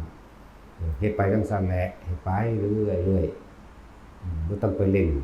เอาผลหรือไปเทียบว่าเพิ่นบรรลุจังซั่นจังซี่ไปเล่งไปเคร่งไปเครียดเอานั่นมันเป็นจินตนาการบ่ฮู้จักคำว่าปัจจุบันขณะบ่รู้จักคำว่ามีสติรู้อยู่ในปัจจุบันบ่รู้จักคำว่าเอกคตาจิตเอกคตารมณ์มันมีแต่ความหวังมันได้ถูกเพราะความหวังมันเร่าร้อนมันก็วนกระวายเด้มันอยากสั่นมันอยากสงบก็บ่สงบอยากบรรลุก็บ่บรรลุนั่นแหละมันเลยเป็นรู้สึกว่ายากบ่สงบมั่งอันนั้นมีมั่งสารพัดถ้าเฮาเข้าใจดูกับลมหายใจโลดดูกับความรู้สึกในกายโลดมันสิเกิดหยังขึ้นก็บ่ต้องไปแทรกแซงบ่ต้องไปหาเหตุผลกับมันคนก็ติดปัญหาหลายอยู่หรอกเกี่ยวกับการภาวนาเราไปเกิดปรากฏการณ์หรือสภาวะต่างๆที่เป็นนิมิตนั่นแหละคือเขาถามหยังก็ว่าภาวนาไปรู้สึกว่าผีมันมาแกล้งมันดึงผ้าห่มออกจากตัวเองมั่งมันจับขามั่งลูบขามั่งเย็นมั่งหรือปรากฏตัวเหมือนกับยืนดูเรานะถ้าเฮาบ่คิดอีหยังมันก็บ่มีอีหยังคำว่าบ่คิดนี่คือต้องอยู่กับลมหายใจนึงอยู่กับความรู้สึกในกายนี่แหละคำว่ารู้สึกอยู่กับปิติอย่างจุดใดจุดหนึ่งนี่เป็นทุติยฌานแล้วอยู่กับปิติโดยไม่คิดไม่นึกผีเห็นมันสิดึงบ่ของมันดึงรวดนั่นแหละว่าเพิ่นว่าสิแก้จังไดแก้โดยการบ่ไปคิดอีหยังกับมันกับลมหายใจเน้นย้ำเกิดอะไรขึ้นก็ตามให้รีบกลับเข้ามาทำความรู้สึกอยู่กับลมหายใจเข้าออกเข้าใจว่าล่ะนี่วิธีแก้บ่แม่นแก้โดยการคิดหรือการกระทำอย่างไปเตะไปถีบบ่แม่นการไปปิดประตูหรือหน้าต่างก็คือน้อมเข้ามาสู่ลมหายใจตัวเองทันทีแล้วสิ่งนั้นสิหายไปเองหรือบ่หายก็สั่งมันนั่งเฝ้าอยู่หั่นนั่งดีตัวมีย่ามไหมเนาะมันเฝ้าอยู่หั่นแหละโอ้ดีเป็นย่ามเหมือนกูเด้อเนาะเอาผีตัวเฝ้าเฮาก็ยังมีเฝ้าอยู่ซุมื้อหลายพอจำตัวปึ้งปังอยู่บ่ได้อึดดอกแนวนั้นแต่เฮาก็บ่สนใจสำหรับคนที่ว่าผีมาดึงผ้าห่มออกจากตัวบางทีก็ตุกขามันบ่แม่นผีดอกความคิดเจ้าของเองความคิดหรือจิตมีกำลังมากได้สามารถสร้างรูปร่างตัวตนได้เด้แม่นบ่ล่ะทุกสิ่งทุกอย่างเกิดขึ้นจากความคิดนี่เด้จิตกับผู้รู้กับจิตก็มันรู้อยู่แต่ว่าความคิดเป็นอาการของผู้รู้ที่มันปรุงแต่งแบบนั้นแบบนี้อยากให้เป็นตามที่สัญญาเนาะอยากให้เป็นไปตามสิ่งที่เคยรู้เคยจดจำมาได้เลยว่าเอาอดีตไปเป็นอนาคตถ้ามันรู้อยู่เห็นอยู่ว่าเป็นผีเห็นอยู่ว่าเป็นเทวดาเห็นอยู่ว่าเป็นหยังก็แล้วแต่ว่าอยู่ในลมหายใจเจ้าของเองอยู่ในความรู้สึกในกายอยู่ในอุณหภูมิอันพวกนั้นก็ถูกรู้ซื่อๆได้ล่ะรู้โดยไม่คิดไม่นึกนะอะไรอาการปิติต่างๆที่มันเกิดขึ้นก็ให้รู้ซื่อๆแต่ว่าบ่ได้บอกนานแล้วเรื่องนี้บ่ได้บอกบ่ได้ทวนให้นานแล้วบ่ได้ทวนให้นานแบบไปทวนให้เป็นระยะเพราะว่ามันมีหลายระดับอยู่ผู้ฝึกใหม่ผู้ฝึกกำลังดีไปขั้นกลางก็ไปตื่นปิติบางอย่างก็ไปตื่นลมหายใจสิขาดก็ตื่นเฮ็ดให้ย่านอย่าไปเฮ็ดให้บางทีเห็นนิมิตนั้นนี่ไปถามผู้บ่รู้จักผู้บ่ปฏิบัติผู้บ่เข้าไปถึงผู้บ่เคยมีประสบการณ์จังซั่นแล้วก็สิบอกว่าระวังเป็นบ้าเด้อทำแตกบ้าเราสิเป็นบ้าเด้จะทำแตกเด้บางทีก็ความคิดเจ้าของเองบอกว่ากูสิขึ้นมาได้บ่นอกูสิบ่ตายบ่จังซี่ก็มีนั่นแหละบ่ได้ทวนนานแล้วแนวมันคนฝึกใหม่ลมหายใจกับอุณหภูมิแล้วก็เน้นจะว่าสมาธิเนี่ยบ่ได้เรียกทาเฮาบ่ได้จำกัดทาต้องนั่งหลับตาต้องนั่งขวาทับซ้าย มือขวาทับซ้ายหรือยังก็แล้วแต่เฮาเน้นย้ำตรงที่ลมหายใจกับความรู้สึกในกายอยู่ลมหายใจนี่เย็นอยู่ในโพรงจมูกแล้วก็จะตามลมอย่าตามลมลงไปในข้อนี่มันสิเย็นเข้าไปในข้อนี่มันสิมาหาดินปีนี่มันสิท้องขึ้นหรือมันสิยุบลงวันนี้บ่ต้องตามทำความรู้สึกอยู่เฉพาะลมหายใจที่ดังฮักเฮานี่แหละอยู่บังดังฮักเฮานี่แหละเขาออกมาหันแล้วก็มีความรู้สึกอันนึงอยู่หน้าผากกับพ่อนี่คือวิธีที่พวกเขาถนัดเฮาก็เน้นแนวนี้สำหรับอื่นเฮาก็บ่ไปก้าวไกลเด้ผิดหรือถูกเฮาก็บ่ว่าเข้าใจว่าล่ะบ่ได้เป็นอย่างตรงนั้นวิธีไผวิธีมันความชำนาญของไผของมันเน้นย้ำแล้วก็สมาธิดีหลับตาก็ได้มื่นตาก็ได้สำหรับคนที่ปัทมฌานลมหายใจเข้าออกบางที่ก็ขนลุกขนพองสยองก้าวโดยภาษาบาลีว่าคุถกาปิติมีอาการขนลุกขนพองสยองก้าวขนหัวลุกขนขิ้งลุกก็ว่าต้องตกใจนั่นคืออาการที่ว่าจิตมันบ่ไปคิดทั้งใดอิ่มอารมณ์ก็เกิดเป็นหนึ่งละละเลื่อนมาวิตกวิจารปิติสุขเอกคตานี่เป็นปัทมฌานหรือความสงบขั้นต้นแต่ว่ายังมีการคิดอยู่แต่ว่าล่ะวิตกนั่นแหละคือคิดแต่ว่าคิดถึงยังคิดถึงลมโดยชั้นที่หนึ่งเป็นแบบนี้อาการปิติมันจะเกิดที่ละอย่างคนฝึกใหม่อาจจะว่านี่โดยปัตตมฌานคุถกาปิติคนขิ้งลุกคนพองสยองก้าวปิติที่สองขันธิกาปิติจุกอกพึ่งจิตน้ำตาไหลปิติที่สามภารณาปิติมีร่างกายโยกโครงโยกซ้ายโยกขวาหรือโยกหน้าโยกหลังเป็นดุจดังว่านั่งอยู่ในอ่างน้ำดุจดังว่าคลื่นทะเลซัดโยกนิ่มๆซ่าๆนี่เป็นปิติที่สามปิติที่สี่อกกันติกาปิติมีแสงสว่างเกิดขึ้นดุจดังว่าสายฟ้าแลบอันนั้นในตำราเพิ่นว่าไว้แต่ว่าในความจริงบางคนก็เกิดเป็นแสงน้อยๆทั้งปมมือทั้งเดือนบาททั้งเดือนหางอย่างก็แล้วแต่ว่าวิ่งขึ้นมาทางนี้ก็ว่าต้องเป็นตกใจปิติที่ห้าอุพงคาปิติเป็นดุจดังว่ากายลอยขึ้นเป็นดุจดังว่ากายลอยขึ้นไปบนอากาศนี่เป็นปิติที่ห้าหรือบางที่บางในความที่มันหลายกว่านั้นหนังสือเพิ่นบ่ได้ว่าละเอียดมันหลายเห็นว่าผู้มีประสบการณ์แล้วคำว่าดุจดังว่ากายลอยขึ้นนั่นน่ะบางที่มันก็เป็นร่างกายนี่โพงขึ้นอ้วนขึ้นพองขึ้นขยายขึ้นเต็มตัวบางที่ร่างกายนี่มันมีความรู้สึกว่า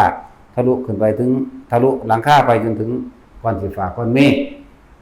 มีอธิบายเกี่ยวกับปิติทั้งห้านะ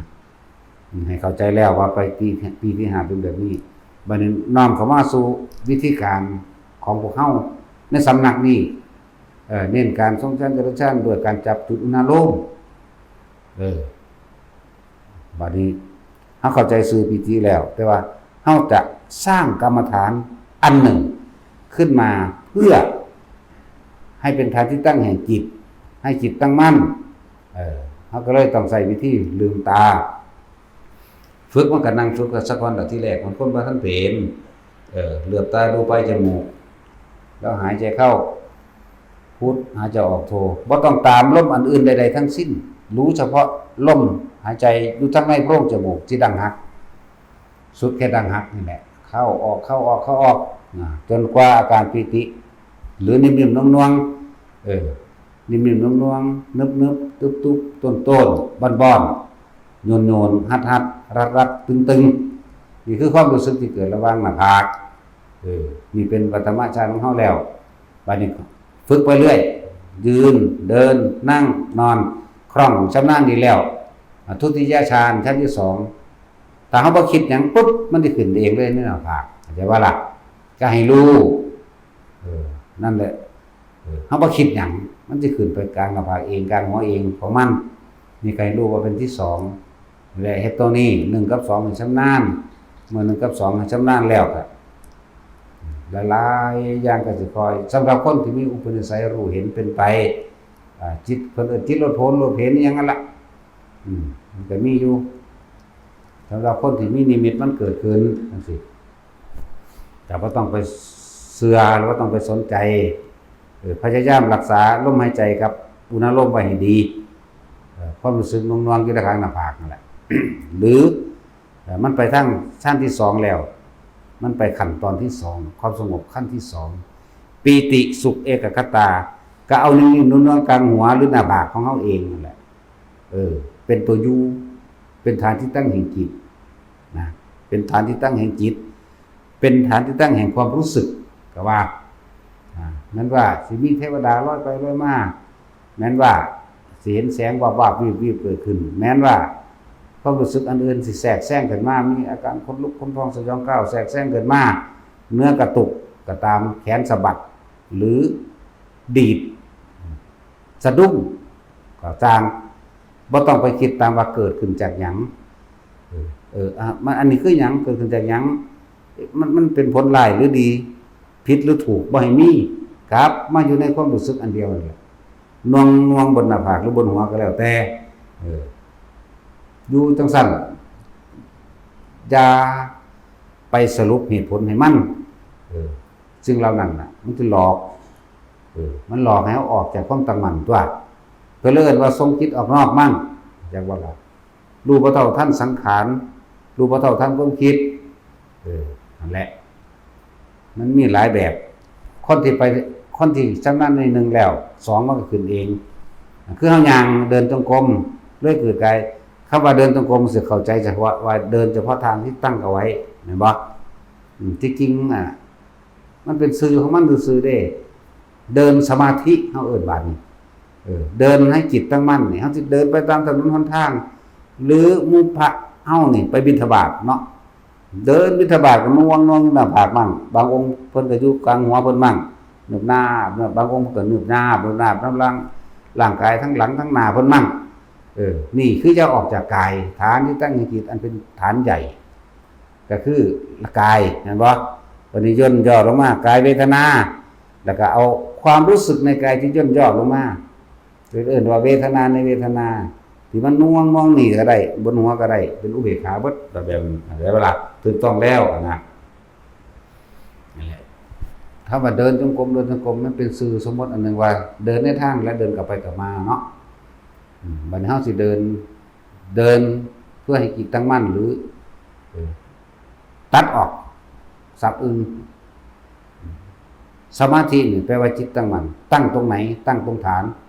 ตรงไหนฐานที่ตั้งแห่งจิตนี่คืออยู่หน้าผากมั่งหัวมั่งหรือความรู้สึกระหว่างทับกลางอกมั่งได้ว่าล่ะอยู่แค่นี้บัดนี้เรียกว่ายืนเดินนั่งนอนหลับตาและลืมตาเสมอกันรู้ได้เท่ากันได้ว่าล่ะจังซี่นั้นอาการอื่นๆจะเกิดมาอาการอื่นจะเกิดคนที่เป็นแล้วนี่อาการอื่นก็แทรกแซงเข้ามาได้บางทีก็เหมือนเข็มแทงปลายเล็บฝ่าเท้าน่องหรือแขนขาทะลุตามร่างกายหรือเนื้อกระตุกนั่นสิก็บ่ต้องไปคิดกับมันจากว่ากระตุกกับกระตุกทั่วสิไปหาโอ้ยมันเป็นหยังคือเป็นแนวนี้นี่ออกแล้วออกจากความตั้งมั่นแล้วสั้น บางทีมันก็โยกสลับกันไปเลยโยกบางทีก็อิ่มก็มาเป็นคือคนไห้แต่ว่าเบิ้นไห้บางทีกายมันก็ลอยโดยความรู้สึกก็มีมันแทรกไปได้บัดนี่ปิติ5อย่างเกิดขึ้นพร้อมกันของเฮาเคยเป็นมาแล้วขนลุกขนพองสยองก้าวอาการโยกทั้งโยกทั้งขนลุกเลยทั้งอิ่มเข้ามาทุกอกเข้ามานี่น้ำตาก็ไหลพร้อมเฮาเป็นมาแล้วกายก็ลอยพร้อม5อย่างเป็นพร้อมกันก็เป็นมาแล้วนะนั่นแล้วเป็นมาละตอนนั้นเป็นอยู่ไสหลวงปู่อยู่วัดถ้ำผาปู่หลวงปู่คำดีประภาโสเป็นอยู่หั่นจนว่าลอยขึ้นเลยพุ่นล่ะนะเป็นมาแบบนั้นแล้วจนฝึกตนเองเอาจนคล่องเลยเป็น5อย่างบ่แม่นแค่5ได้ความจริงมัน6 7 8อย่างสารพัดแต่มันสิเป็นได้แล้วแต่ก็มีใน5อย่างที่มันเป็นลอยขึ้นระหว่างกึ่งหนึ่งจังซี่อันตัวโยกก็โยกตัวขนลุกก็ขนลุกตัวปลื้มคิดน้ำตาไหลก็เป็นเป็นครบเบิดเลยตะตุกกับต่อตุกเป็นคือจังเอามือบักใหญ่นี่จับไหล่เฮาน่ะนะบ่มือน้อยๆเด้จับไหล่เฮานี่จับไหล่ลงหอดหลังพุ่นน่ะมือบักใหญ่ก็เป็น แต่ก็แยกแตกออกอีกอันนึงไปลอยอยู่ระหว่างท่ามกลางน้ำบ่นี้เดี๋ยวบ่นี้เหมือนกับเป็นห้วย มีบัวพร้อม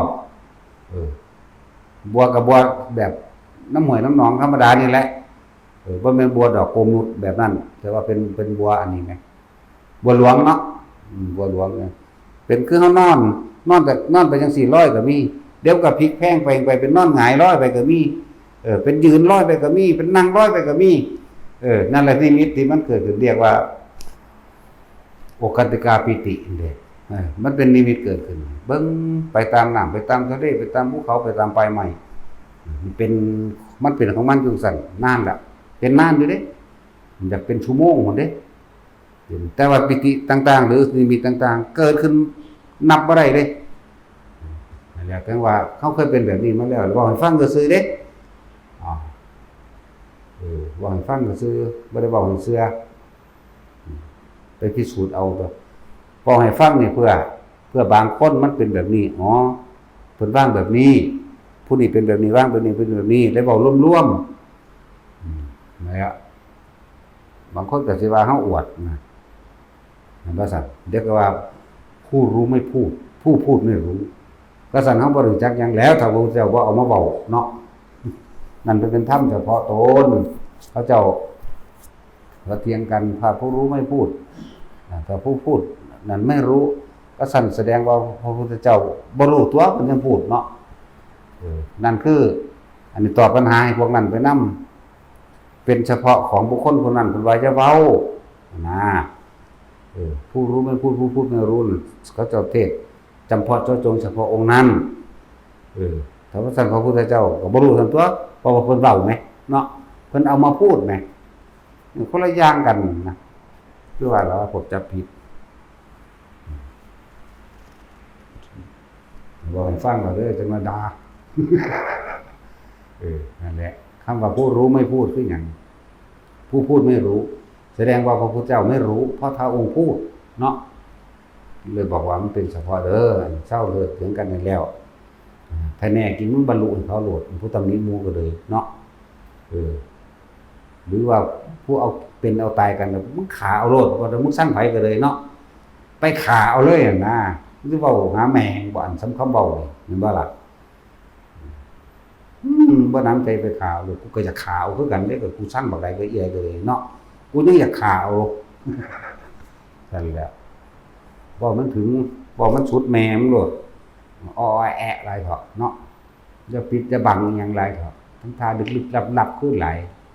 ลึกลับหาแม่บ่ทราบว่าจังหยังเนาะมันนั่งฮู้ดอกพวกเฮาอาจสิบ่รู้นี่แต่ว่าพวกมันนั่นรู้ในตัวมันเองแหละแต่บ่ล่ะเว้าให้มันฟังปีติหาอย่างบ่แม่นแค่หาเวลามันเป็นมาโอ้สารพัดเป็น5 6 7 8หรือ10ล่ะแล้วแต่มันสิเป็นไปจังไดมันแจกกระจายไปออกไปหมายถึงนิมิตต่างๆเวลามันเป็นกายหนึ่งก็ไปลอยน้ำหนามก็โดนกันไปอยู่ภูเขาหมายถึงอยู่ปลายไม้ลอยไปตามปลายไม้นะแบบเป็นยืนก็มีแบบเป็นนั่งก็มีแบบเป็นนอนก็มีนอนก่อมก็มีนอนข่อมก็มีนะจากวันนอนเมฆจังนอนเมฆบ่ได้นี่เมฆไปแล้วก็เบิ่งอันนั้นอันนี้ไปนานๆมันแปลกอยู่เลยมันคือเป็นไปได้หลายอันเด้อบุ๊แต่ว่าก็บอกซื่อๆได้ว่ามันแปลกที่จริงซื่อๆอยู่บ่แปลกแมงจักอย่างดอกใช่บ่ล่ะเว้าให้เพื่อบางคนไปเป็นแบบนี้บางคนเป็นอาการนี้บางคนเป็นอาการแต่ละอันแต่ละอย่างบ่คือกันแล้วก็แก้ตัวเองให้แนวทางให้นัยยะซื่อๆเด้เฮาบ่ไปแก้ให้ผู้ใดได้เด้แม่นบ่ล่ะเมื่อว่าเฮาบ่ได้ไปละกิเลสให้ไผได้ถ้ามันเฮ็ดได้พระพุทธเจ้าก็เฮ็ดแล้วตัวตีนเตะขึ้นเบิดแล้วตัวปานนี้เนาะนั่นแหละหลายอันอยู่ที่ตะคองบ่ได้แตกฉานในพระไตรปิฎกบอกจักอักขระภาษานิรุตติปฏิสัมภิทาในตัวเองมันบ่มีนิดๆหน่อยๆเพียงแต่ว่าจากปากแกเว้าซื่อๆบ่จักฮอดว่าอันใดของอยู่ในฐานะอันสมควรหรือบ่สมควร พระเพิ่นจังปรับอาบัติกันได้ถ้าคนมันสิปรับหาแม่มันปรับบ่ได้มันว่าอะไรจังซี่มึงมาปรับกูแม่เดี๋ยวถูกฟ้ามือเนาะถ้าพระนำกันจูบกันได้อยู่เด้เรื่องอาบัติแล้วเขาบ่รู้จักดอกแต่ว่าเขาว่าเขารู้หั่นน่ะเนาะรู้แม่งบ่สายอยู่ในหมู่จังนั้นก็ด่าเซิงกันอีกด่าไปด่ามาด่าฮอดตาสินอีกเนาะตาสินแล้วเอาสมาทาน